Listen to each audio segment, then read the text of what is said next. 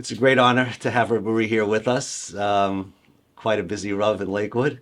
To take out the time for us is really greatly appreciated. And everything that you've been doing for our Kahila and since we started. Also a pleasure to have my dear friend, Dr. Shloimie Zimmerman, who's my inspiration. And I can't vouch for his psychological knowledge because that's not my field, but he's sharing many good marmukaimis with me, and I appreciate that as well. Now, if anyone's wondering why are we having a Chashav Rav from Lakewood together with a psychologist on the same panel, and I based myself on Rav Olba after speaking to a bunch of mental health professionals at the Akir Sanz Hospital in Eretz Yisrael about 40 years ago. He ended off by saying the following words, that there's yesh makom l'shituf pe'ula, there is a place for partnership. Torat Yisrael hi ha'chokhmah shel binyan ha'adam. The Torah is there to build the person. Psychiatry is chokhmah shel shikum ha'adam. It's the wisdom of rehabilitation of the person that's a chol nefesh. And shituf pula beinehem yuchal ulai lavi bracha rabba. If psychologists and rabbanim work together, it could bring great blessing to be monea b'nei adam rabim, to prevent many people shehem gvuliyim, which is an important word, people that are on the border. Means there are people that not yet have a psychological problem, but if rabbanim and psychologists work together, we could help prevent that and also to help people get the proper therapy. So I'm going to start off with the first question to the Rav. Is Rav Olban Ali Shur concerning Erev Rosh Hashanah says, let us approach Rosh Hashanah with happiness, without sadness, I'll put in depression, without nervousness, I'll say anxiety, or despair.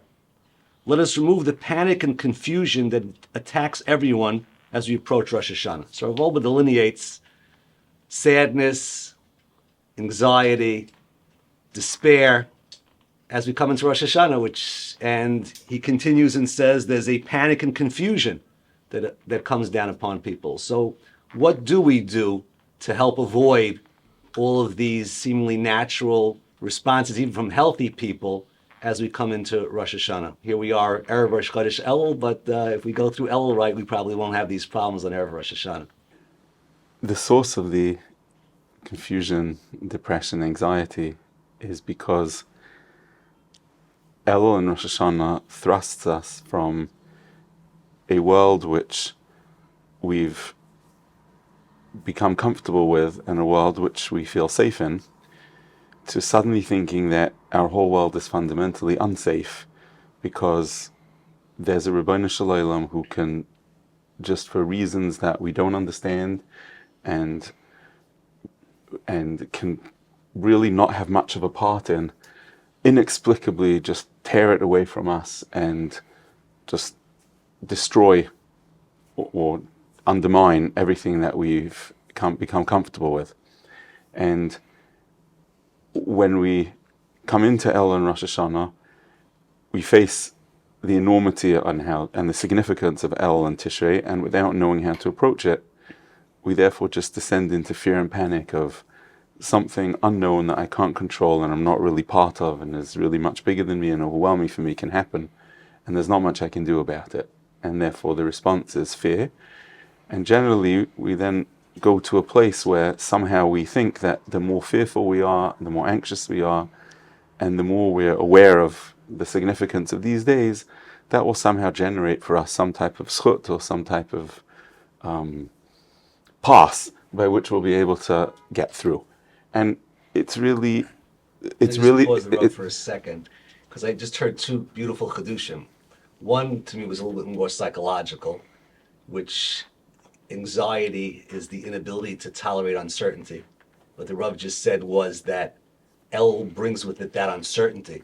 And especially if they tell you, you're starting at zero now, you got to hit the restart button, you lost your cheskas chayim, everything you had last year, don't take for granted this year. So I'm definitely thrust into a world of uncertainty.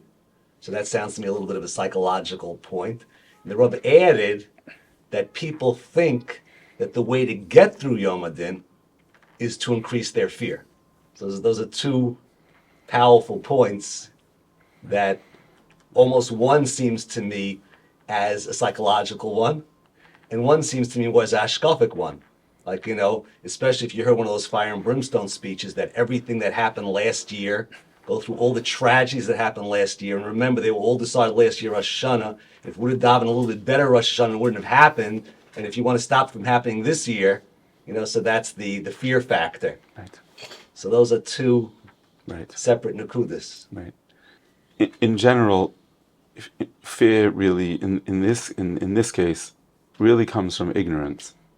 It comes from not really understanding what Elul and the Yom Hadin are about, and therefore, when we're ignorant, we almost see ourselves as kind of blindly trying to grope for some magic button, which, if we're lucky enough to press, will be let through the right side door, and if we sort of miss it, then inevitably we'll fall through the trap door and just fall into oblivion. And the answer, I think, fundamentally is that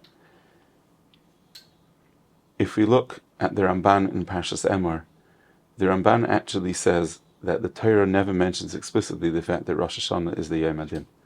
The Torah calls Rosh Hashanah Yom Truah, which means we understand that din is a consequence of the essence of the day. And Yom Truah means a day of Tkiyas Shofar, which is fundamentally a concept of Malchias. And din is then as a consequence of that. And our ability to understand din and be part of the process of din is actually a byproduct of us being part of Malchias. Mm-hmm. And all the emphasis that the Bali Musar gave on Emas Adin was only to be able to find a way to internalize and actualize the reality of Malchias and to make it something which was tangible. But what has become is that we only focus on the final stage of what Malchias is and completely miss the significance of what the personal avodah of Malchias on Rosh Hashanah is. And the approach is really to use the days of Elul to begin understanding what Malchias is, and then finally to understand that one of the ways in which Malchias impacts us in a direct and real way is the concept of din.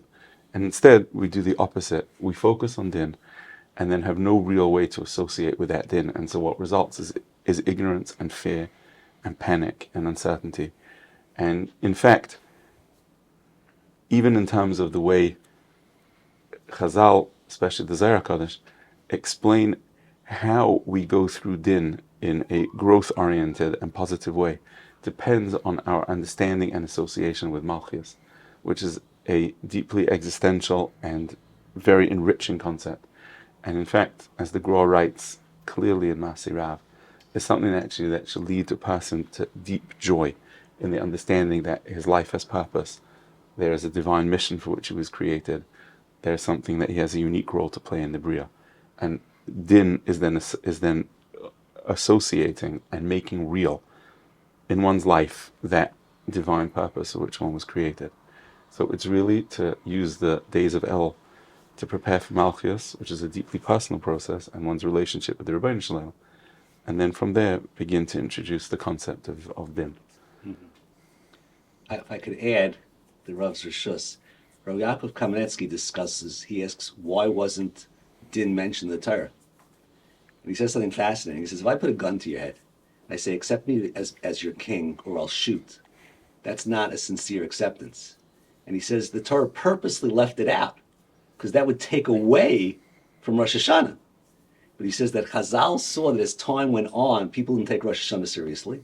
So they started to say, let the cat out of the bag, and say, this is not just a regular yontif. There is your life is also being decided now. So he also makes that point that Ki'ilu, like at Har Sinai, they might not even have known about it. Obviously, it can't be the essence of the day if it wasn't, according to him, wasn't really known, so to say, by the public, the concept of din. Okay, that was a beautiful point. I just want to ask if Dr. Zimmerman could comment on the first thing that the Rav said about your whole world being thrown into a, so to say, a lack of certainty, because you're all thrown off. Like, it's obviously going to happen, and I'm sure you've seen it happen. So what would be the tools for someone that is feeling that? So I think there's so many elements to what the Rav said, but to focus on the uncertainty piece, so we know that a lot of underlying issues with anxiety is trying to maintain certainty in an uncertain world. And people even distort that legabi b'tochen, that they feel, okay, if I press the right levers, like the Rav said, then I'm going to align Hashem with me, and He's going to dispense whatever I'm looking for. And if not, it's going to go sideways. Where this is that need to feel certainty, now you're trying to almost control kaviyachol, versus being able to say, like the Chazon Ish and others say, that whatever HaKadosh Baruch Hu wants, is going to happen, and I could let go of all the dimyon of control that I have in my life. The overwhelming majority of things in our life that have any meaning to us, we have absolutely no control over. And that's what we sadly busy ourselves with in our life. How much money are we going to make, my health, my this, my that. And that's all chutz mir shemayim. That's all the stuff that's not actually in our control whatsoever. And the element that is in our control of, okay, what can I do to attach myself to HaKadosh Baruch Hu, that we get so freaked out about, worrying about the things that we can't control, that we don't work on the things that we can. And so we have to really flip this back into a place of letting go of the illusions of control of a world that isn't ours. And to really, again, this the Rav alluded to, that this depends on my whole realm of Malchus. Sadly, for so many people, especially if they have what we call neuroticism, they're more likely to experience negative emotion, depression, anxiety. Or if their whole yachas to authority figures is, who are the kings, tyrants, despots, who are authority figures, critical, negative, moody, labile figures. Or Chalila, even we talk about Avinu, the parent-child relationship is one full of danger and anxiety and things like that. I'm going to project that on the heavens. And then I can't connect. So who is this melech that I'm actually supposed to work on my relationship to? I'm going to pull away from. And to just tag on to the other element of anxiety, and Chazal really deal with this, the human response to fear is avoidance. So how on earth are we supposed to have a coming close to Hashem through fear as we classically understand it?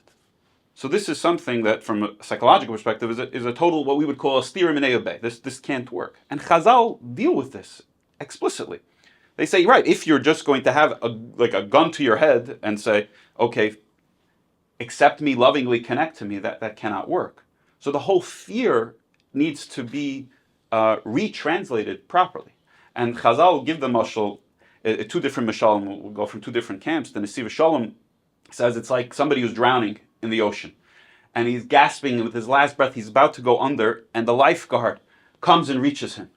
So the fear he has now is of letting go. If I let go even for a split second, I could lose everything. It's a fear that is not, oh my gosh, this person's going to hurt me.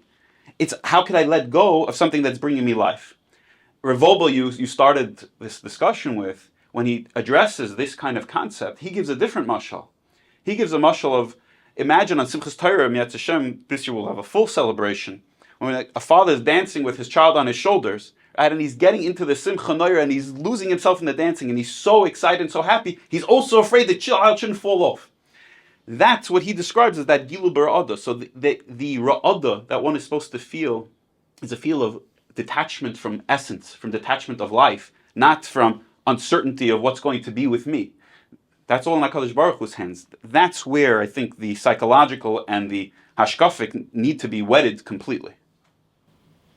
It's interesting when you said running away. There's the famous Rambam, Mivrach Umanos, running away from and running back to, which is interesting. The Rav in his, the printed on the Parashia, was Mendayat difference in Mivrach and Manos. By the L was V'samtich al Makam Lonas, to run, you're running for your life. And the Magi on the bottom brings in, the Rambam says Mivrach and Manos on Rosh Hashanah. So the two running away from and running back to. And according to the Rav, it would be interesting that Manos, you're running back to Hashem like your life is dependent on running back.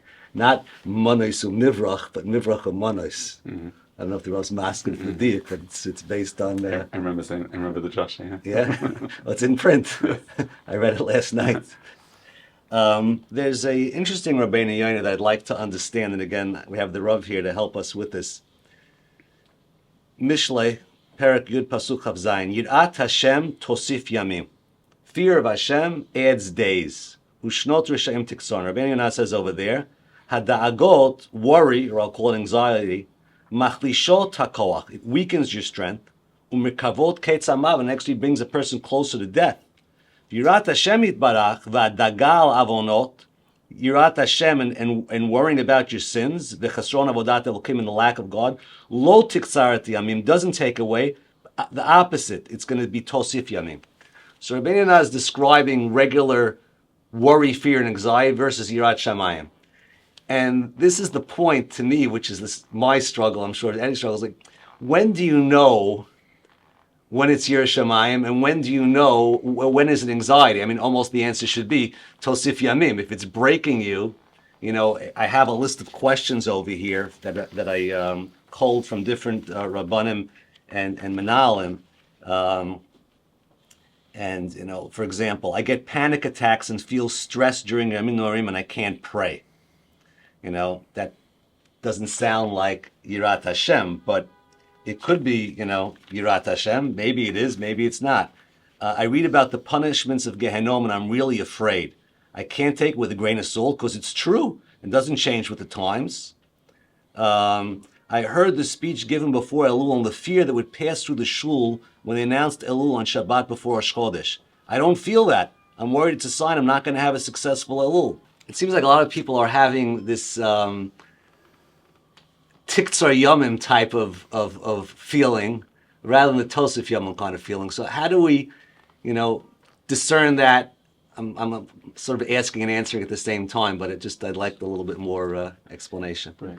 I think what might be helpful is that when we read Rabbeinu Yonah at the surface level, so what we read it the following. Let's say one can be doeg about, I used Dr. Zimmerman's example before, my financial situation. And I can be doeg about Avodat Hashem. They're fundamentally the same daga, but for some reason, Magically. daga about Mammon will do one thing, and daga about HaKadosh Baruch Hu will somehow magically be a transformative and positive experience. I don't think that's the correct way to understand Rabbeinu Yonah. Rabbeinu Yonah is actually giving us a definition of what daga about the Ribono Shel Olam means. It means daga about the Ribono Shel Olam is a daga about how am I being mosif yamim to myself. That's what he actually means.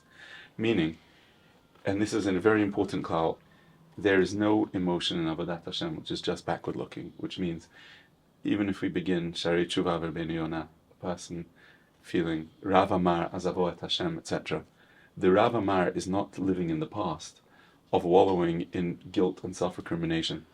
It's the idea of how can I use past experience to be able to inform that I don't want to repeat mistakes. I want to be able to have a positive, forward-looking journey.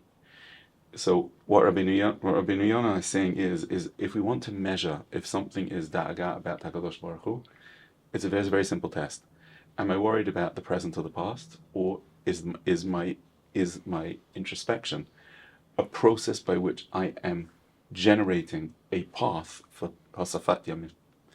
That's what he means. He's actually giving us a definition of what the daga is, rather than saying I can worry about subject A or I could worry about Yirat Shamayim, and somehow the daga about any other subject in the universe will bring me to anxiety and neurosis, whereas daga about Hashem somehow mystically will produce sort of a meaning not true. It could cause neurosis. Absolutely, it can, and it depends how we use it. When Rabbeinu Yonah speaks about Rav Amar Azavoat Hashem, he means to say examine your life and see what deviation from the purpose which the Rebbeinu Shalom made you, deviation from having an existential purpose in life, having transcendent meaning of what one does, has led to you to a certain emotional vacuum, and therefore a commitment to try and seek what will lead to fulfillment based on past experience.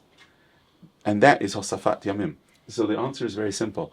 If it's just causing further and further introspection in the past, without it generating a clear path of positivity forward, then it has no place in Avodat Hashem. It's just wallowing in guilt. And that, as we know, fear contracts a person and doesn't in any way allow the person to broaden their sense of self and to reintegrate the Rebbeinu Shalom's will in their life. So Rabbeinu Yonah is not giving us a sort of a spiritual panacea.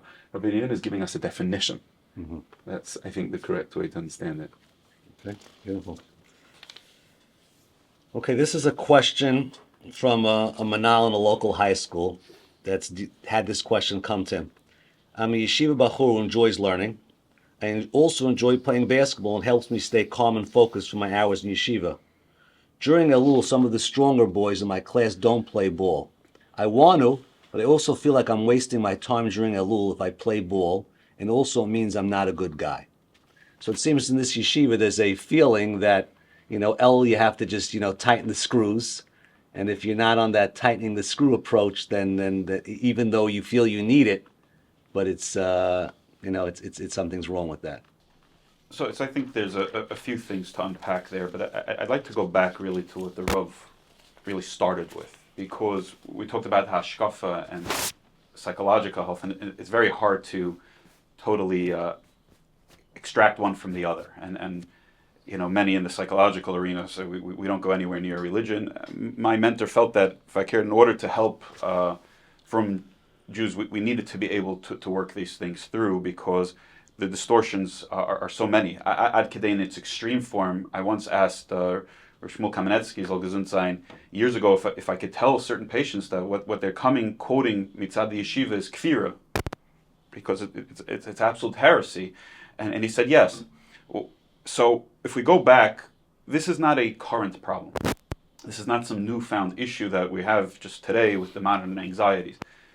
The Mesil Sharm in his Hakdama was very, very plagued by this. He basically talks about this as being one of the impetus for him to write the Mesil Sharm, is that many people, their equation of what he called Chasidus was rolling in the snow, viduyim aruchim, tzoymas koshem, rolling the snow, sherach, kerach, right? All these kinds of things. What is that? That means psychologically, deep in the person, the Rav alluded to, there's a sense of, I need to feel, and I need to feel some fear, and if I really engender this very powerful negative fear in myself, that is religious. And the Mesil Sharm is aiming to say, he cannot contrast from that enough. He said that the seichel is not noyach in that. So if you think about a tyrannical despot who you have to appease, so who knows? Everything's game. Maybe he wants you to roll in the snow. If you think about Adam loy nivra ela lehisanek, and the whole oinik is, again, that malchus is a forming of a relationship, kutchabrichu, with people, which is by us unfathomable. But kutchabrichu created a world where we could relate to the infinite. And there are avenues called mitzvot that bring us close, and there are averot that take us away. So when we have something that is the Mekor HaChaim, that is transcendent, that is infinite, that is everything that is positive and good, and we naturally have a neshama that wants to cleave to that, so when everything is aligned properly, that should go. And I'm trying to take away the things that block, that take away my life, that take away and give me fears and depression and anxiety. And as the Rav alluded to, some conceptualize that depression is, too much focus on the past and anxiety is on the future. But the question is, in the here and now, who am I and what am I? This boy who was in yeshiva, right? So there becomes this banner thing that, it's like as if it's for everybody. So if the good guys in yeshiva are not playing ball, then that's a new Tyrus Moshe, then nobody should play ball. And first of all, it should probably be really examined closely whether that's a good tachbula for Elul, whether the Olam should stop playing ball. This is really for a Rebbe and a Shiva to really know his Talmidim. It's, these days, statistically, about 1 in every 2 people will at some point have a mental illness. To be a Gadol Ador is 1 in a few 100,000, maybe a couple million. So the odds of you being a Cholei Nefesh versus you being a Gadol Ador are very much stacked in the wrong direction. And the Rabbeim need to make sure, is this child al derech to really be a gadol, and he's not going to play any ball, he's not going to do any exercise, and he's just going to be working a whole day in learning? Or is he trending towards chalei nefesh stamazai? Certainly if a bacher alludes to that, he learns better, and he's more connected, and he's not really doing it for him, he's just doing it to compete, so then it becomes much less of a shaila even. And so that's another element here, that so many people are just copying and pasting everyone else's avodah. Rather than one of the reasons Chazal bring that we go tachas shiftoi as an individual. Hashem is not looking at the best bachurim and putting you with them and say, hey, where are you? Do you play ball like them or not? He's looking at what's imperative for your growth. And another element that often gets conflated, as if there's a perfectionistic standard. There's one standard outside of me. Am I a good guy or not? Okay, so if the good guys don't play ball, I don't play ball. And everyone's trying to Without measure that looking at the without individual. looking at your matzah and what's bringing you closer to Avodas Hashem. There's another element the Rav alluded to, is that Yiras Hashem has nothing to do with the impact. Does it bring me joy, positivity, closeness? As long as I do it. So if I can't focus as much on my learning, and I'm not having a geschmack, and I'm sitting there terror-stricken, but I didn't play ball, that's going to check the box, press the right lever, and I'm going to have a good year. Rather, as Rav Bloch and others state explicitly in Pales Ma'agal Raglecha, that part and parcel of what you're supposed to take from this world is whether it is helping you be joyful, confident. Is this helping you delve more into your learning? Is it helping you be a more balanced person? And just to add, especially for Bachram today, many of the Gedolim talked about how exercise, we now know is crucial for mental health, but they also talked about in terms of Yir Shemayim, especially Binyonei Taiva and those issues, one of the best ways to reduce some of the physical tensions and get out some of the emotions and get out some of that energy is through exercise.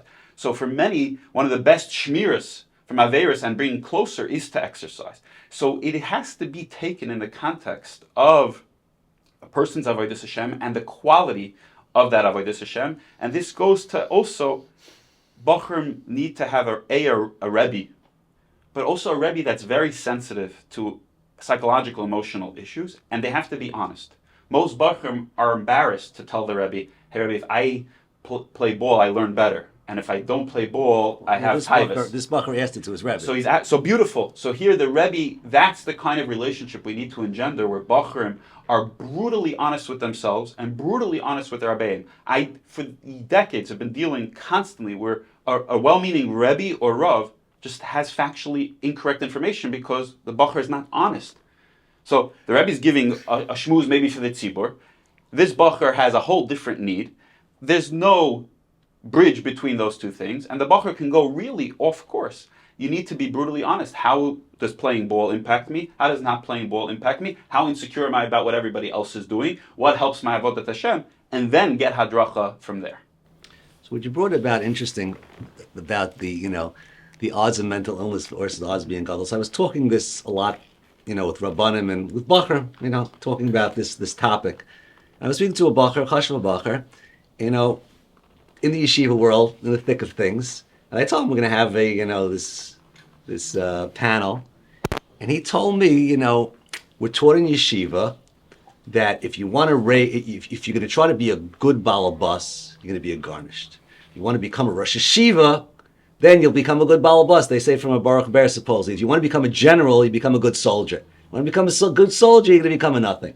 So he said he felt that yeshivas are being set up in a system. We're trying to raise that gadol. And that gadol doesn't play basketball. That gadol, we're trying to raise the gadol. Elef nichnasim bechad yetzel hara. According to Reb Shloimie, we're saying, forget about that. The odds being a gadol are very low. So and the odds of mental illness are very high. So therefore, let's try to tweak the system now to be a more mental healthy yeshiva and not so much stress the gadol, because the odds are stacked against that anyway. I might be extrapolating a little bit what Reb Shloimie is saying, but Dr. Zimmerman, but I'd like to know what the Rav's opinion is on that. Who says the gadol shouldn't be playing basketball? That's a good question. He absolutely should. The gadol should be playing basketball. Yeah. Maybe it doesn't mean in the same way as every other bacher plays basketball, but yes, he needs to do physical exercise. He needs to be balanced. He needs to have a worked out and healthy persona. Otherwise, he's simply not going to be a gadol. I think the question is just based on a fundamental mistake. I can understand that maybe because basketball might invoke certain cultural associations, or might involve a certain sportsmanship or competition that Bacher might feel are emotions that he prefers not to feel during Elul. I can understand, but then there's so much more to do. Is it taking a nature walk? Is it riding a bike? There's so much more that maybe you don't want to. You don't want to be bouncing a ball and competing in that kind of intense way during Elul. Maybe that set of emotions is something that we prefer not to experience as much. But there's no question about it that a gadol is a balanced personality. The key is balance, and balance involves balance about the breadth of experience and an overall emotional and bodily health. And I don't think that the idea of I don't think the idea of producing a gadol is in any way a contradiction to yeshivas emphasizing a shleimus in the adam in all aspects. I don't think it ever was, and I don't think any of the greatest of the Bali Musar ever saw that their mission was to produce people who were absolutely narrow in that way. This is a relative, I think it's just simply a mistake. So I was in my first time I went to the doctor, Dr. Zimmerman Borough Park. He had on the wall from one of these, I don't know which Maisa book, but the Chazanish was once walking one of his Talmidim, and he told the Talmud, look both ways and make sure there's no one there. And the Chazanish went on a sprint. And he says his doctor told him it's not enough to walk, he sometimes has to sprint. So that reminded me that Gedalim also can run. But it's interesting what the Rav is saying, because I'll tell you something personally. So 4 years ago, I had very, very high blood pressure. And my doctor told me I have to walk every single day and actually get it up to a run. And I said that publicly as a mushal on, physical versus spiritual health. And a Rav called me up and said, thank you that you said it publicly, because in our, we don't look at it as like a rabbi is allowed to exercise. Like it's almost like, oh, the rabbi is exercising, a rabbi is taking care of his health. It's almost, in the eyes of the world, I personally exercise. And they're like, wow, rabbi, good for you. You're exercising, as if part of religion is, not to care for your health. It's almost like, I'm not sure if it's that way in Lakewood, and maybe it's just by us, but like the rabbi is supposed to be in a different, or the gadol doesn't take care of those things. That's not, I mean, if you would announce the rabbi, with all this respect, announce that you, to your kahila, that your doctor said that you should be lifting weights because you're getting older and you're lifting weights, would people shun on that a rav is doing physical? No? I think you have a long Messiah. I mean, I would just, before answering the question, I think what's important to emphasize over here is that part is relatively easy to accept. You have a mitzvah of v'chai bohem, and we have a mitzvah to care about physical health.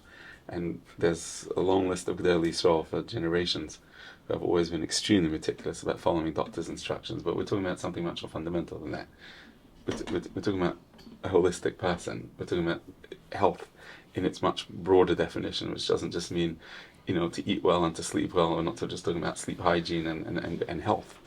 We're talking about a personality who's rounded, where every facet of the person's midas, every facet of the person's self has been wholesomely and healthily integrated, where they're not parts which are very mature and hyper-developed and parts which are infantile at the same time, right? People who become extremely cerebral but don't have core personal strength developed and worked on. That's what we're talking about. And we're talking about at a much, much earlier stage and something which is much more subtle. The idea of, the doctor insists that you walk, etc., etc., yes. We have Lama Sarah from Gedolei Yisrael, that they all did that. Up to Reb Chaim Kanevsky, who would walk every day exactly, the amount the doctor told him, etc. I don't think anyone has an issue with that whatsoever. I don't think anyone sees that as inconsistent with what, a Talmid Chacham is expected to do. I think we're talking about something which begins at the much more earlier stage, and I think we're talking about a person recognizing that in order to be able to be someone with a shleimus and avodas Hashem, that requires that to be built on the person's shleimus in themselves. The Gra in a number of places speaks about the idea of ein kli masik bracha ela hashalom, is the concept of the shleimus of the person's keli. The end of Megillas Esther, Derish tov la'amoy v'dover shalom l'chol zarei. The ability to be Derish tov la'amoy is contingent on dover shalom, on the dibur coming from a place of shleimus. Beautiful piece of Gra at the end of the Megillas Esther, where he speaks about this. So here we're talking about a much more well-rounded, holistic, healthy persona that is I think is sine qua non for any degree of godless. It's interesting. There's a malbim on the pasuk V'ata shalom u'beitcha shalom v'chol shelacha shalom. It says this: the shalom starts within the person, that all his parts are working together. B'shleimus. This was a question that Rosh Shivak told me. The Mishnah Berurah says, it's also the Brisker Rav says a little bit more. The only way to have bitachon that the din will be good is if a person first has a matadin, which means he feels his life is being judged by Hashem. And I don't have a matadin, and now I'm anxious about not having a matadin, meaning I was being told, so to say, message, you need to be afraid. And the only way it's going to be good is if you're afraid. And I'm not afraid. So, I mean, all the nice things that we just said over here, but I read Reb Chatzkel, I read the Mishnah Berurah, and I had read the story where the Brisker Rav was visited by Rav Shach on his last year, and Rav Shach gave him the chizuk. Well, what the Rambam, and he said, no, you have to feel the fear, and Brisker Rav himself said he doesn't feel the fear. So here I am, I don't feel the fear. How am I going to be successful in Rosh Hashanah if I don't have that fear? So I think the question is based on a certain misassumption. The question is based on the idea that fear is the goal, and the greater degree of fear that I experience, which is what we touched on before, that's somehow the means by which one is zocheh b'din. Both the Mishnah Berurah and the Brisker Rav meant something else, and the Brisker Rav said that clearly, and that's assumed what the Mishnah Berurah means too. What they meant to say is that we shouldn't misunderstand the Torah to mean that, and Dr. Zimmerman alluded to that before in terms of what our concept of bitachon is. It means we want bitachon to mean that we can feel as though we're sort of walking on air, as though there's this idea of like nothing's going to touch us, and therefore we don't have to in any way anticipate anything unpleasant that's going to need any degree of emotional energy to be able to respond to, because it's just going to be gilded. That open line has the Correct. toast, nushenis, that Correct. everything. Correct. It's all good. Right. That's it. Right. That's not what bitachon is. Bitachon is a deep menuchat hanefesh, as the Chovos HaLevavos says, to know that everything that happens to the person is by design and therefore deeply personally significant to them and meaningful in terms of their own journey. One of what causes a person, the Chovos HaLevavos teaches us, to feel unsafe, to feel at risk, is the idea that things can happen to me that are seemingly random and purposeless and meaningless. Happenstance. Right. But the more a person understands that what will happen to him, whether it does demand from him a certain response, whether it does engender pain, whether it does engender a negative emotion, is because that's something which is part of his unique generation of self. So what the Mishnah Berurah and the Chazon Ish are telling us as follows: if we go through the Eimat Hadin and our response is, well, HaKadosh Baruch Hu is an Abba Rachman, and therefore it's going to just be a smooth, gilded experience, and my assumption is going to be it's just going to work out exactly the way I would imagine that I would want it to work out. That's a fundamental mistake. And Eimas Hadin means understanding the significance, the consequence, the meaning that lies in din, which is the capstone of a person's relationship to HaKadosh Baruch Hu as embodied by Malchus. If a person doesn't understand that the relationship is complex, that the relationship can often be demanding, that the relationship can expect a person to go beyond self and to transform and to grow and to accept, then he's not really approaching din honestly. What he's saying is just another form of, I hope to get by. And that's what the Brisker Rav said. The Brisker Rav said, is the mashal that the Brisker Rav used, the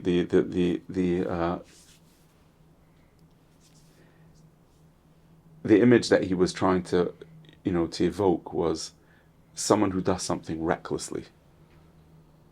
He says a person who doesn't understand the consequence of what they're doing and goes through it oblivious to what is at stake, right, is not a bar bitachon, he's a fool, right? That's the way the Brisker Rav explained it. So for a person to approach Eimas Hadin and say, because the Torah gives us the Haftacha, so therefore it's not consequential to me, and I can somehow just assume that I'm going to come out on the other side fine, right, is not just ignorant, it's the person losing the opportunity to interact in Eimas Hadin in a way that's self-transformative. And if we're missing that, then again, we've just replaced fear for delusion, if we could use a stronger word, right? And that's the point of the Mishnah Berurah and the Brisker Rav.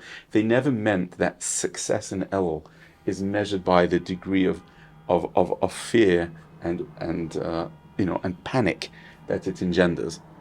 That was very clear in the Brisker Rav. This Manal that asked me the question said that last year he said over the tour, because he wanted to have a positive twist on Rosh Hashanah, and someone came to complain, you ruined my Rosh Hashanah because you brought in the tour, and you brought in the bitachon. So the truth is, maybe he did, because if he stressed one half of you need the full package. I mean, you need the proper understanding of the Torah in order to. The purpose of the tour is to make sure that we don't make a mistake, because if we start reading Chazal, especially Zohar Kodesh, we can make the mistake of understanding that there's sort of hordes of Koyach Hadin and hordes of Mekatrigim and hordes of out of control Kochot Hara in the Bria, and somehow there's this epic battle of vanquishing the Ra, and we have no idea what's going to happen. And Mituk Hadin is some mystical, obscure process which might or might not happen. What he's saying is that the Koach Hadin and the Koach Hara has a divine purpose in creation. And the bitachon is that balance between din and rachamim, which guides the entire fabric of the world, is designed by HaKadosh Baruch Hu. It's not happening like the Pashtiyut and Shitchiyut of Chazal would seem to imply. It's not Hamas fighting the. That's what he's talking about. And, Lahavdil Elef Alfei Havdalah, the whole body of literature, which has its source in Notzrut, Lahavdil, etc., which took the very surface reading of sort of the epic battle between good and evil and made it as though human beings were sort of powerless in face of a cosmic battle of evil and good. That the Tur Lahavdil comes to say is not what's happening in Rosh Hashanah. There's bitachon. Every aspect of how the balance of din and rachamim is established in the entire creation is something that is part of an overall divine design. That's really what he's saying. That's what he's coming to address. So I have an overall question, a little bit of an overall question, which is, there's obviously distortions going on from these questions. I mean, somehow the messaging, is off because we're getting these questions. I know Hashem is watching every thought I have during Aseret Mei Tshuva, so I'm worried the entire Aseret Mei Tshuva I'll have bad thoughts, especially on Rosh Hashanah Yom Kippur. I became all obsessed with this worry, and I start thinking things I don't want to think. It doesn't happen the rest of the year, but it's pretty intense during these days. So my question is, and of course there's no simple answer, is the messaging off? Is the boy not healthy? Like, where are these questions coming from? Where does this? Here's a perfect question. You have a guy that all year he could daven Shemona Esrei, and he opens the Machzor Rosh Hashanah, boom! Is that the message came wrong? The Bachers is shvach? Where are these questions coming from? Were they always there? Like, what's the background? What's the backdrop?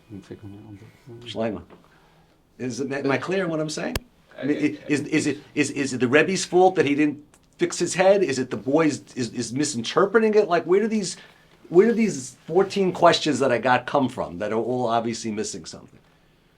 So the Rav has been stressing a tremendous amount that so much of what's happening is we're reading Chazal through our lenses. And sadly, especially with where we're holding, we have so much corruption, confusion, so much smallness, and so much fragmentation about ourselves and about what it means to be wholesome, that we take a line and we think, okay, fear, I'm supposed to maximize fear, and that hits the button. It's so small and it's so wrong that it goes both ways. So where's it coming from? The Rav talked about the koiches. There is a huge koach of negativity in the world, to look through smallness, to find brokenness, to find like Revolba. We'll go back to Revolba. We started with Revolba. Revolba, in that piece in Psychiatry Vedas, when he was addressing the mental health professionals, the Rabbanim, he said he wanted to address a Jewish psychology. He said, what is the yesod of Yiddishkeit? He says, if I had to put in a line, it's yedidut, connection, friendship, relationship, attachment, wholesomeness, or zorus, estrangement, distance, right? So that is the innate koach that exists. He says, ultimately, there's kel zor sheba adam. There's this deep koach in the person of estrangement. He says you're estranged from who you really are, you're estranged from others, you're estranged from Kutcher B'richu. So if you're starting from a place of estrangement, you're starting from a place, I'm broken, I'm fractured, I have no idea who HaKadosh Baruch Hu is, but I got to hit this button. Oh, they told me this button, this school, or this thing, fear. Great. And really, if we delve into what the Rav talked about Malchias, if we're brutally honest with ourselves and we would ask these Bachrim, if you could take a pill, and there's been Mashgichim who said this, and wake up on Simchas Torah, Actually, take a pill every Rosh Hashanah, and wake up, right, from Rosh Chodesh Elul, and wake up on Simchas Torah, would you? I think that's a very good litmus test as to where we are holding as developed people and where we're holding klape our hashkafa. And maybe these questions are really just a good wake-up call to examine. Who am I? Am I zor la'atzmi, or am I connected, in which parts of me are more developed or more infantile?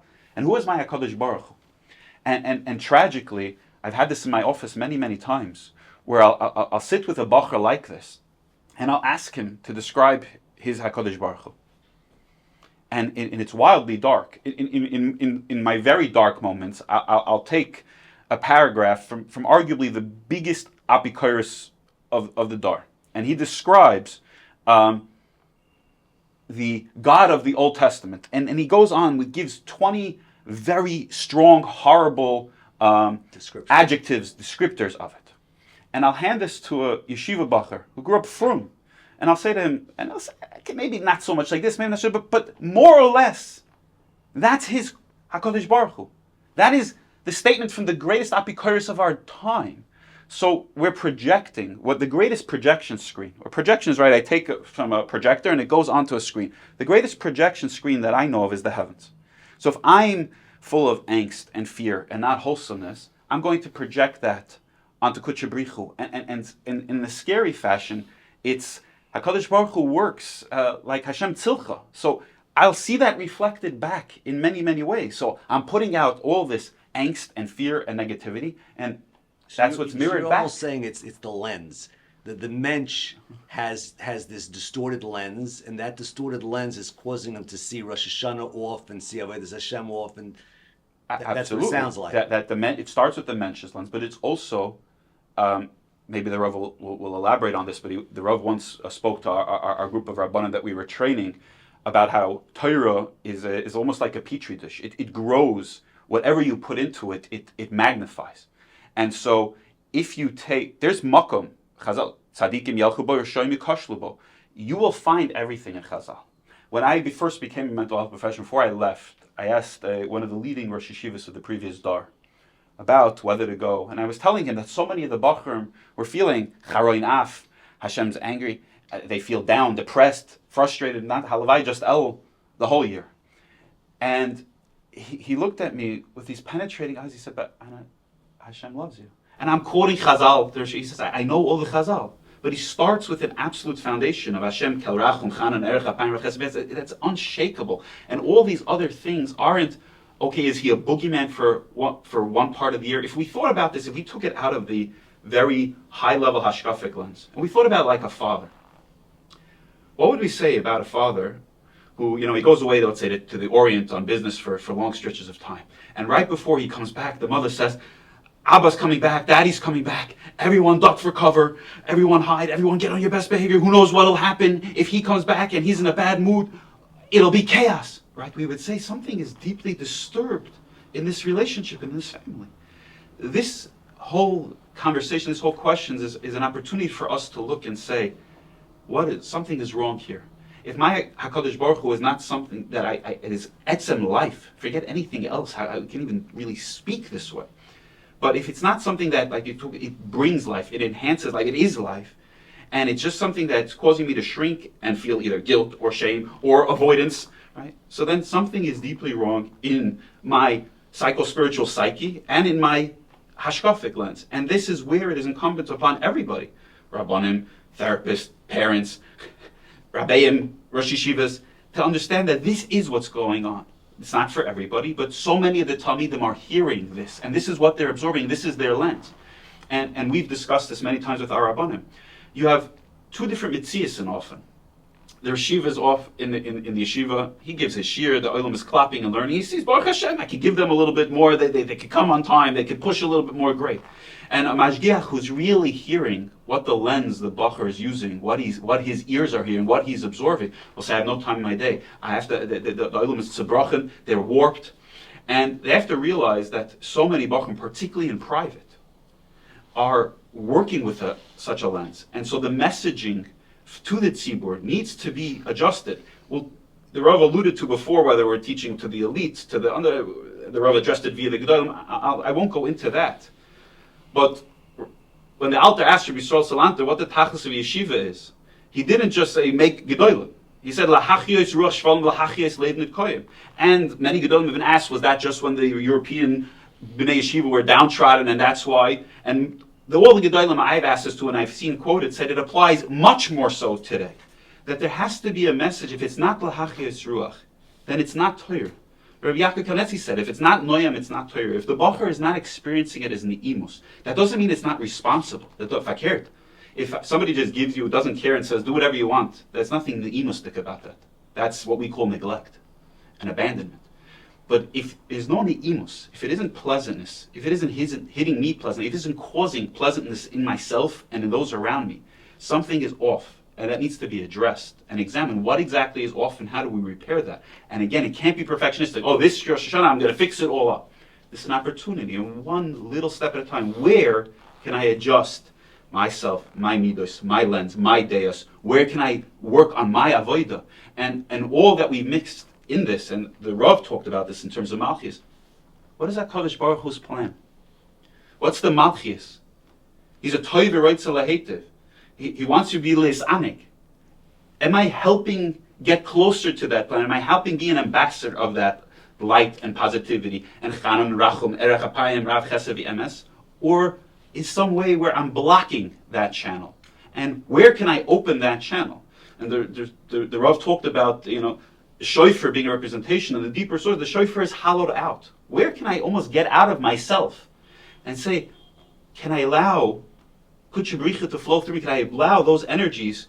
Can I be a vehicle? Can I be a tool in HaKadosh Baruch Hu's arsenal to bring this about? And if we do that, our whole avodah changes. You don't have these questions, play ball, don't play ball. The whole mitzias is different, because when you're in that space, you feel fine. There's no neurosis in that space. The neshama is not neurotic. The nefesh, the ruach could have some challenges. The neshama, and when you clear out the path, there's no neurosis, there's no anxiety, there's no depression, there's no atzvus. And then we're projecting this on the Gedolim. The real Gedolim weren't experienced where we were experiencing crippling anxiety, fear that, the biggest major, the guy who has a panic attack in shul, wow, he's the oivet. If Hatzolah comes for him, he is the best Rosh Hashanah ever. That's shtus oyim v'noira. They're looking at something differently. They're trying to see, am I chaz v'shalom bringing a takala?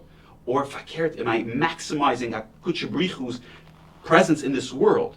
And that's an awesome responsibility, but it isn't paralyzing. It doesn't make you small. So we need a lot of tweaking of this. Really, as you were talking, I thought, El is Anila Daidi V'Daidi Li, which the Arizal set up, which really is all about love. And I once heard from a certain Adam Gadol that all of the, so to say, El fear was really because they had that backdrop. They had 11 months of Uftuvo Chayinu, 11 months of bathing in God's goodness. So now we need a little bit of an El to there's so much chesed there, you need a little bit of, a little din mixed in there. But we, for some reason, that don't have that chesed lens. I also heard once, there's this, Rabbi Miller wrote the whole book on the Holocaust, in saying that, remember when he came to Slobodka, there was a little Chil Shabbos, and when he left, there were buses going off. And I was told, I don't know if I heard it from him or someone about him, is that he was bothered if you go and say, no one did anything wrong in Europe. No one did anything wrong in Europe. Everything was great. And HaKadosh Baruch Hu whacked them. It's almost a Chil Hashem. It's painting HaKadosh Baruch Hu as this cruel, mean God. So again, I was asking what needs to be changed or what is it? So I don't know what it is, but it definitely sounds like there is something in a lot of people's heads that look at HaKadosh Baruch Hu not with that full Tov Chesed, and therefore when comes El, like Shloimie said, let me take that sleeping pill. So I'd like to hear a little more from the Rav, how do we ameliorate this problem? The fear comes from ignorance. When we're ignorant of something, and we as human beings, we feel secure when we can create for ourselves a narrative, a predictability, a pattern, something which we have an understanding of, we feel comfortable with.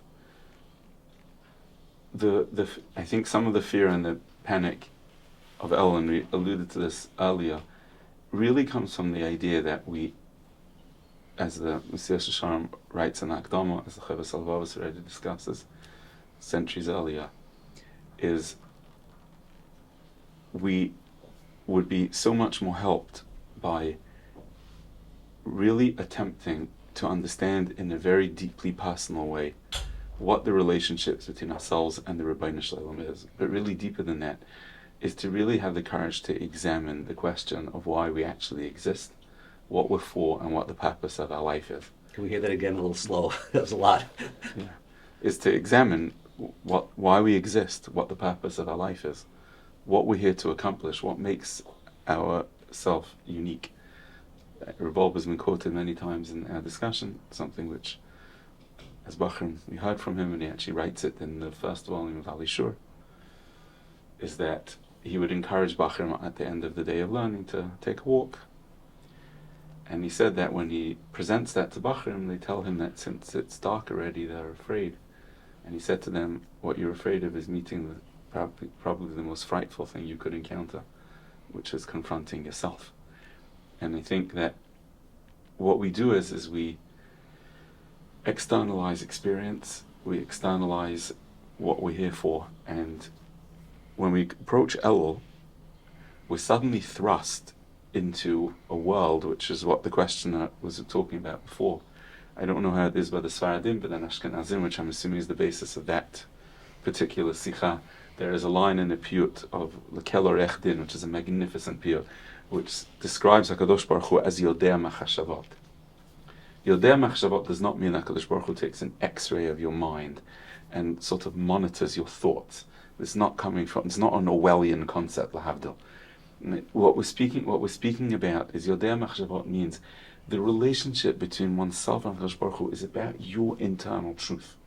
Yodea Machashavot means you're not getting by, so to speak, the Yom of Rosh Hashanah by going through external, ritualistic Avodas Hashem. It's about machshava. It's about where your mind really is. And our fear of Eimat Hadin is because we are suddenly thrust from not 11 months of experiencing din, as much of 11 months of living a life which doesn't focus truly on self, and being told that life is actually about something else. It's not about so much what you are doing, but what you are. It's not so much as action, but being. And like Rav Wolbe said, being thrust into oneself is a very unnerving experience, because we don't want to go there. And that's really what Oimdim Lefanav Kibnei Moran, as Chazal say, standing in front of just you and the Ribbono Shel Olam. Nowhere to go and nowhere to hide. Instead of that being the concept of standing in front of this despotic, irrational, unpredictable, random, despot, it's the idea of you've been given the gift of being opened to understand what you really are, and ultimately what you were created for. I often share with Bachram in the shul, and I'm not sure what nusach exactly the Sfaradim use, but Ashkenazim begin with in the kavanot that I said before, Hanachat Tefillin. I'm coming to be Mekayem Mitzvat Bori'i Shetzivanu. The most powerful word is Bori'i, my creator. Do we conceive of ourselves as being a created being with a particular intent of the Kol Yachol having brought us into his universe because there's something unique that we're there to accomplish? And therefore that defines a unique relationship. That's the most powerful word we can begin our day with. I'm coming to Mekayim Mitzvat Bori'i, that I have a personal creator. How many of us stop and think, I am a created being? I don't just exist. I am created. The transformative thought. Right. And the fact is, and I think maybe it's important to say this also, sometimes as a response to this anxiety and fear, we swing to what the Rav called the Ani L'Dodi approach to El, sort of just trying to find love. Hashem loves you. Trying to find love, right? Let's talk about the love relationship between HaKadosh Baruch Hu and Am Yisrael. We had it in 2 parashiyot ago, in Parshat Va'etchanan. Ki lo merubchem chashak Hashem Elokechem bachem, ki atem hama'at mikol amim. The love is not based on what Am Yisrael accomplishes, but ki ma'avat Hashem etchem. The Ramban asks a simple question. The Torah is trying to explain to us why there's a relationship of Ahava. And the answer is not for any reason except for loving you. So we haven't answered the question. So the Ramban says because the definition of Ahava is to be able to unconditionally accept all the challenges which that intense relationship of Ahava places on you. Or in the Lashon of the Ramban, to be sovel da'ahuv, to be able to bear. And he says that Am Yisrael described it as azim sheba umot, which means to have the courage, the fortitude, the clarity to be able to bear the relationship between HaKadosh Baruch Hu and Am Yisrael, however bewildering, challenging, and complex and difficult that might be. Ahavat means recognizing the bond as being deeply devotional between the two sides in the Ahava relationship. When we speak about Anila Dodi V'Dodali, says the Ramban, that doesn't mean it's going to be, so to speak, pleasant, sweet, light in the way we think of it.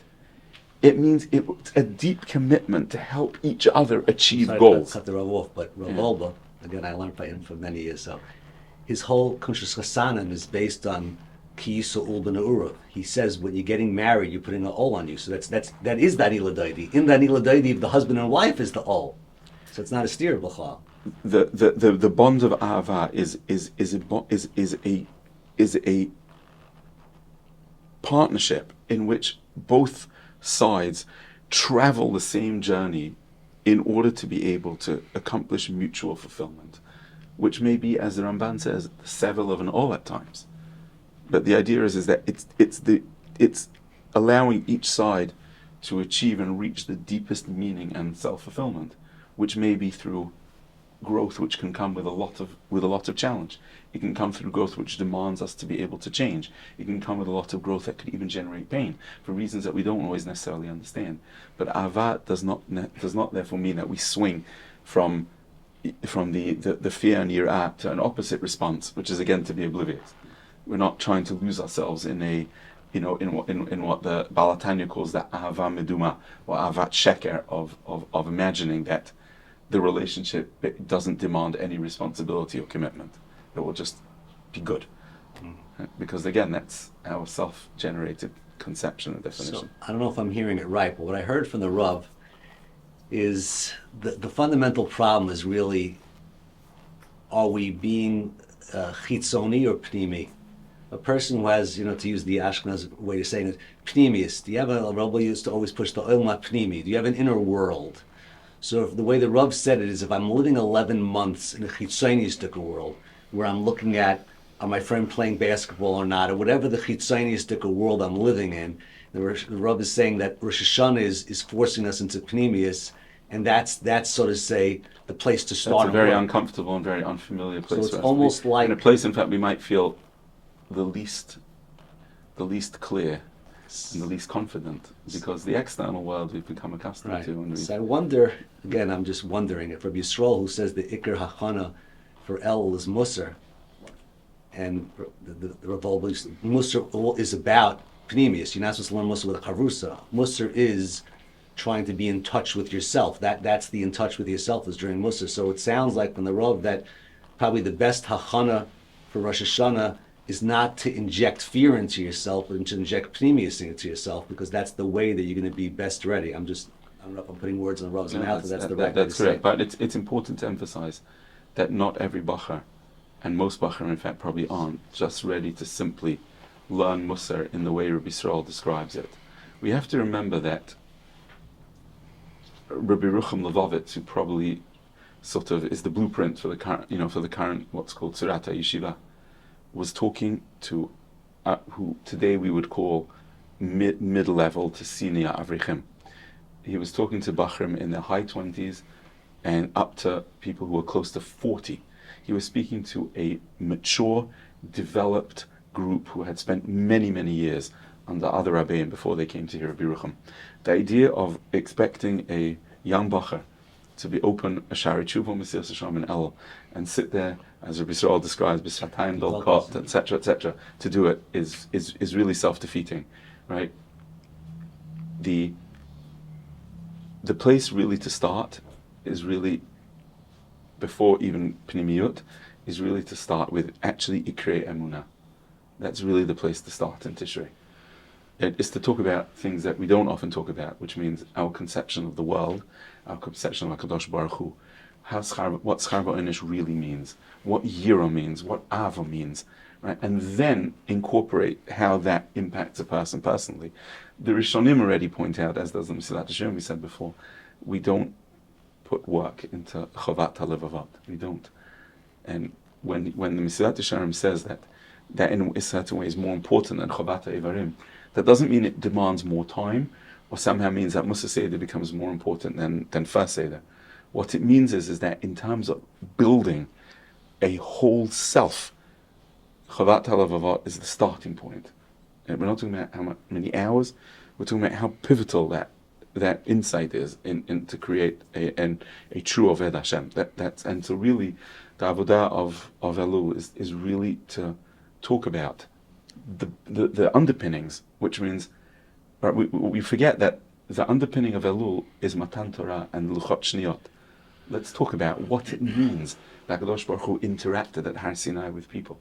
What does that mean? Why was that necessary? What does having a Torah mean? What does Torah coming to accomplish? I, in fact, would hazard to say that, and this has been my experience with Bachurim and Maishal, Bachurim need to understand why they're doing what they're doing. Why is HaKadosh Baruch Hu, so to speak, interested in them learning Torah? What does learning Torah mean to them personally? How is it transforming them? Why should this be the purpose of their life? Instead, what it's become is am I a good bacher or not a good bacher? Right? Again, totally external. HaKadosh Baruch Hu written out of the picture. Right? This is what we're talking about. Elul really starts with the Ikrei Emunah. And we build a world in which, unfortunately, HaKadosh Baruch Hu actually is largely absent. We relegate Ruchaniyut to the part of our life that we feel we can't control. You listen to anyone, when they describe success, they'll say, I did this and I did that. And when plans don't go their way, they say, oh, but HaKadosh Baruch Hu is still the Manhig HaOlam. That's just the vernacular that we use. And really, of course, that needs to be completely upended. And that's really where Elul starts. It's very interesting that she was saying this because the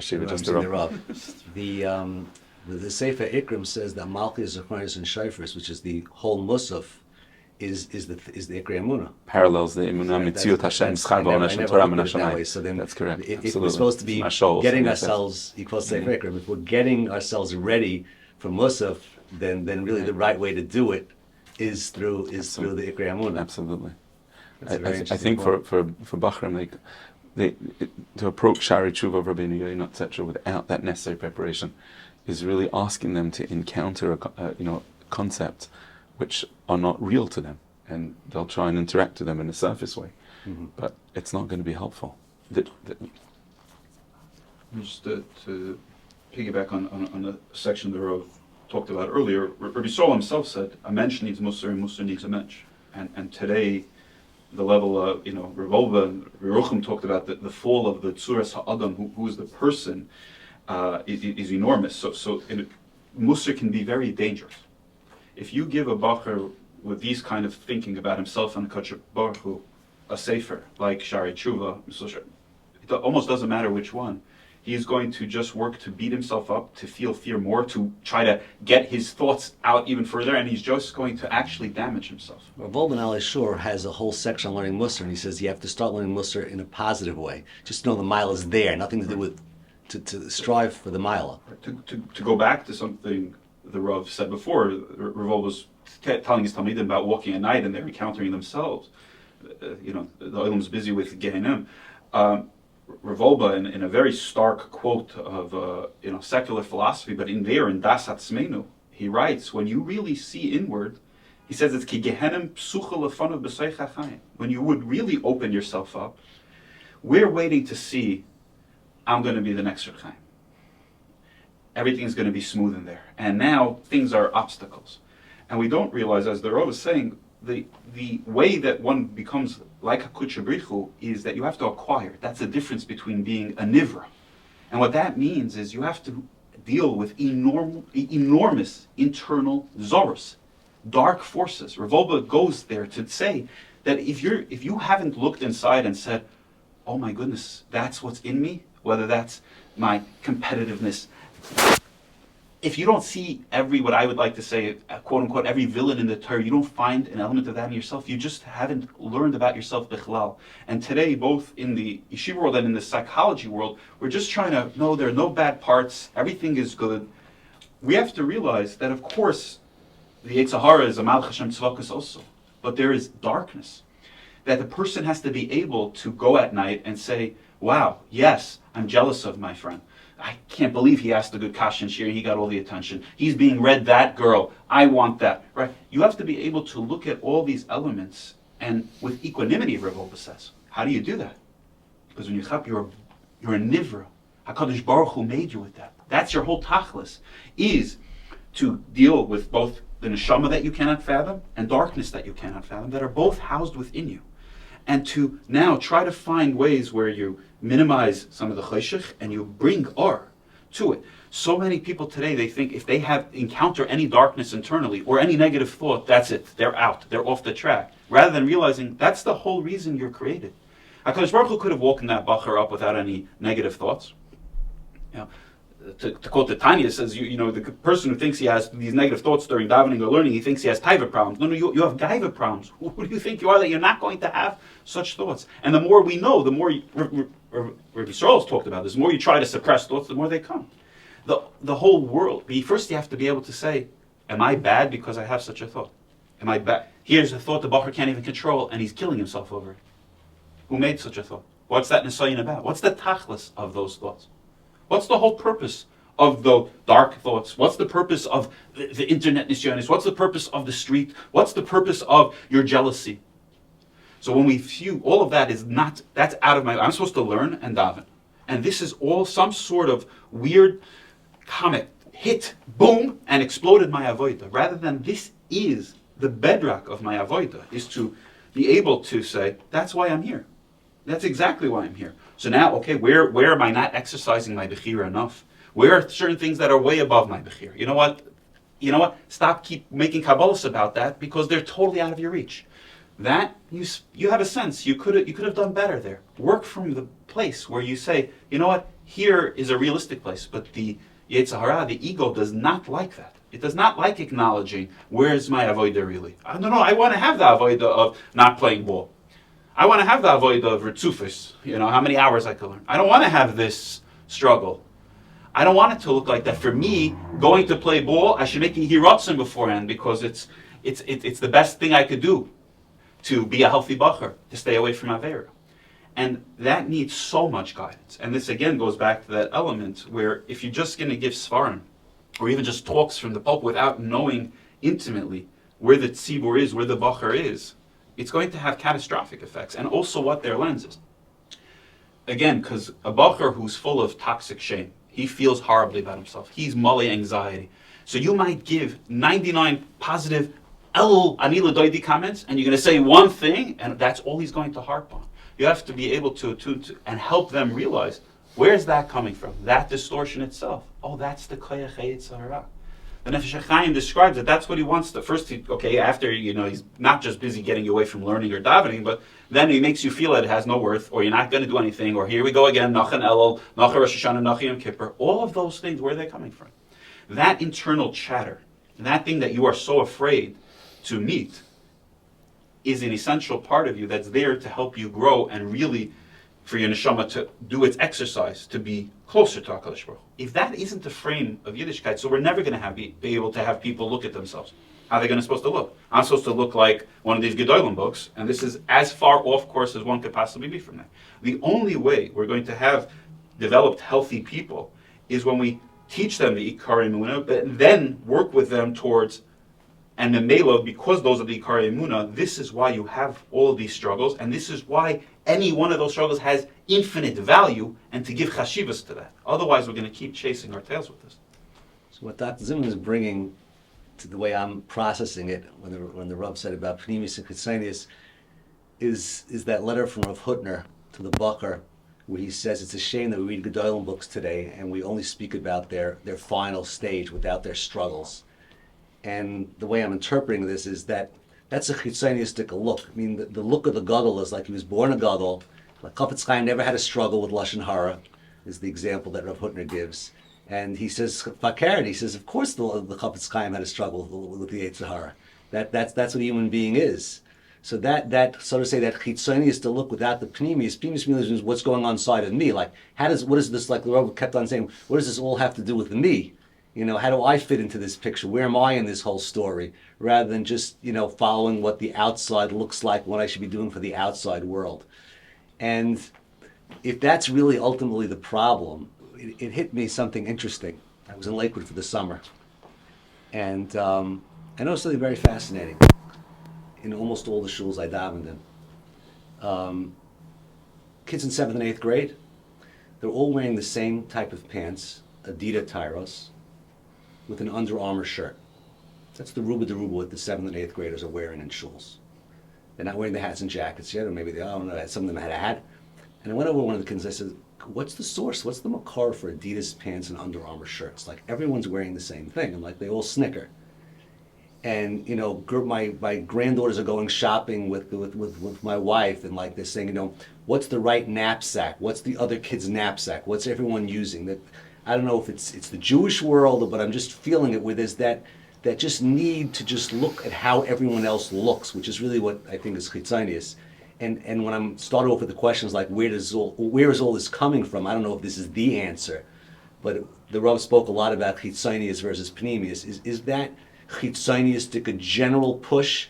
Well, like even from a young age, children want to look like everybody else, have the same sneakers as everyone else, has the same knapsack as everybody else, and it's not about me as an individual, rather as I'm just fitting in to everybody else. And if no one's playing basketball, even though I need to play basketball, well, I'm going to wear the shoes that are uncomfortable because everyone's wearing them. Is that let's say the Rav was saying we got to go all the way back to the early stages? Is that possible? One of the early roots, like almost tell your child, like train them, no, you could wear, I'll get you another comfortable pair of pants. I'll find out what the best knapsack is, but it doesn't have a name on it. Like, is there a way to mechanech children to try to get out of this chitzonius? I think that might have be a root of part of these problems. I want to maybe just go back for a moment just to what you mentioned from the letter of Rav Hutner. The letter of Rav Hutner, of course, is very, very helpful in terms of sort of dispelling the myth and the illusion that a gadol is born a gadol, and that the appearance and experiencing any kind of negativity or area of weakness or challenge is somehow undermines the mythical gadol status. But I think the point is perhaps a little more profound, and that is that the Sfasemis writes on the Mishnah and Pirkei Avos on Kol Torah she'ein ala malacha. He says that the Mishnah goes on to say B'telo v'goyreres avain. So he says, I understand that Torah which doesn't integrate malacha could be b'tela, like many Rishonim say, because the Torah needs to be maintained. But why goyreres avain? How could the Torah itself be a source for avain? So he says that we make a mistake of thinking, and he uses very sharp language there, that all the challenges and the dark side of ourselves has its realm, and the idea is just to be involved more and more in the positive parts of ourselves, so that the less positive parts of ourselves, by and large, become irrelevant. But what he says, what actually happens is that inevitably a person does have to engage with those parts of themselves, and then they just become a schizoid person, where they have a part of them that is Torah, and a part of them which just remains just the lowest of the low. And he says, so then the person just becomes a combination of a loima Torah and a behemoth. And that's his language. And the idea is that the Torah has to be kol Torah she'ein ima malacha. All the darker part of self, the more challenging part of self, the imperfect part of self, our goal in Avodas Hashem is to integrate that and sublimate it and build on those instincts and drives so that they become part of a whole self. Otherwise, we are always fundamentally battling two sides of ourselves which are impossible to reconcile. So Rav Hutner is not just saying a word of consolation to the wannabe gadol, right? Don't worry, that bad part's not going to stop you, right? Don't give up, right? What he's actually saying is that, if one reads it carefully, is Sheva Yipol Tzadik V'Kom means the Nephilas are part of the growth. And not just is it growth despite them, they actually become part of it. And this is an idea which the Baal Shem Tov, one of his most profound chidushim in the avodah of Chassidut, was the idea of being ma'aleh ratzon, right? That idea of, now, it's obviously a very profound concept, but fundamentally what it means is that those parts of self were also created with you and only exist because of Ratzon Hashem, and therefore have their part in Avodat Hashem also. And I think, just to speak to the question of the universal wish to fit in and be the same, is because we're fearful of individuality, we're fearful of what we find within ourselves. We're fearful of knowing that, do I have the courage to embark on a road and a path in Avodat Hashem, which will be all mine? I'd far rather, like the SIMHA says, keep the Torah part as my calling card, and then the other parts, hopefully, I'll be able to sort of minimize and just kind of tread on, and hope that they won't rear their head too much, and that will allow me to, package myself in a certain way. And I think what we want to give people the courage to know is that all that they have within themselves, the malacha part, what the SIMHA says the Mishnah is referring to, is completely integrated within Torah. The person, I just want to bring it as far as the chinuch point. Is it from a young age we're trying to fit in, not just in Avodas Hashem, just to fit in all areas? Our children need to see us being courageous to be individuals, and that will help them. The work starts with us. Our children imbibe the message that success means being able to satisfy the expectations of others. That's what they see from us, unfortunately. And therefore, the best way to satisfy the expectation of others is where everyone has the same set of expectations and we all conform to it. But in fact, the reality is we want our children to see in ourselves that we do what's right because it's right. It's that emes mipnei shu emes, a deeply personal truth. And I think the work starts with us, and if our children see that we have the courage to do that, then our children will have the courage to be individuals. That's, I believe, where it starts. Shloimie, any parting words? Well, I think just to go on that element for a moment, one of the deepest needs of a person is because HaKadosh Baruch Hu says, Lo tov yosod levadai. So if I experience my uniqueness as alone, I'm different or other, that is going to be catastrophic. And one of the things that the world has always struggled with, but we really today struggle with as a tzibur, is how do we embrace that HaKadosh Baruch Hu made each person different, and there's a Torah with all its laws and rules and regulations that apply to all of us, but the real Torah personalities were fierce individuals. And every one of the Gedolim we mentioned today, if you put them all in a room together, you wouldn't say, oh wow, they just all lined up in the same personality, same style. They were fiercely independent. And again, in some way, because of those fears, we're holding on so much to one path that we're scared. And yes, fierce individuality, like everything we talked about, is really integrated. We say, Shema Yisrael, Hashem Elokeinu, Hashem Echad. Hashem and Elokeinu is one. We talked about, is it the chesed side or the din side, as if they're two separate sides and they ping pong, rather than that everything ultimately is one source, and that the chesed and din all bring out the ultimate chesed. The same thing is with the unique individual. When we really take what HaKadosh Baruch Hu gave it in our internal tchunos, the light parts, the dark parts, the experiences, the challenges, and it may be for the people I deal with, the abuse and the torment and the issues with their parents and their rabbeim and all the things that happen to them.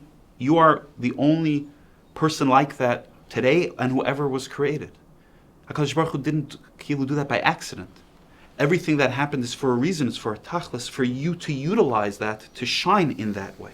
Now there's a framework for you to shine in, but we need to, as adults, you talked about the kids, you can go to shul, and then today was the same thing. I saw the black pants with the on-cloud sneakers and everybody with the same phone. This is copy-paste.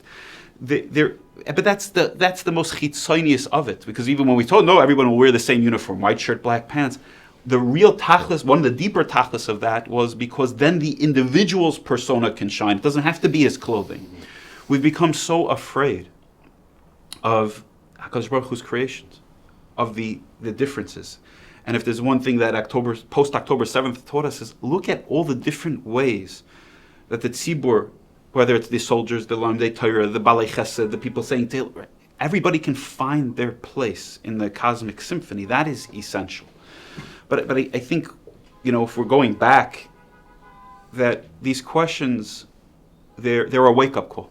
They're maybe the biggest shofar call for us, to wake up out of the slumber and say, we can do better.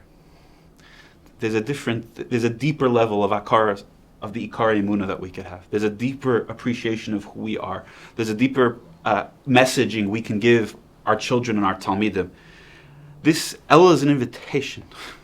Elul is HaKadosh Baruch Hu saying, I want something even closer.